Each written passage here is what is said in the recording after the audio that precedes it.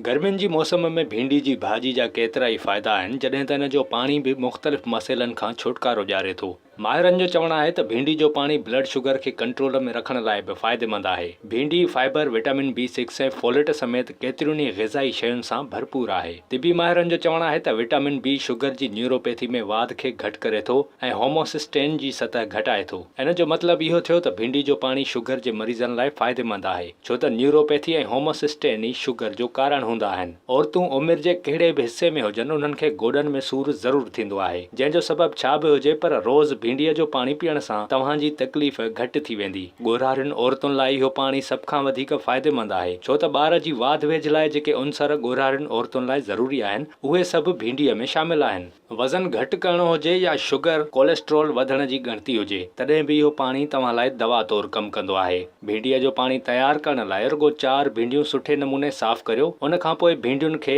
छुरीअ जी मदद सां ॿिनि हिसनि में विरहायो ऐं हिक पाणीअ सां भरियल थांव में विझी छॾियो। भिंडियुनि खे सॼी राति भिॼाए रखण खां पोइ सुबुह सां उन्हनि खे निपूड़े ॿाहिरि कढो ऐं पाणी पी छॾियो। ख़्यालु रहे त हर माण्हूअ जी तिबी कैफ़ियत मुख़्तलिफ़ थी सघे थी, इन लाइ डॉक्टरनि सां मशवरो करण बि सुठो आहे। विज़िट कयो अवामी आवाज़ मीडिया ग्रुप जी वेबसाइट awamiawaz.pk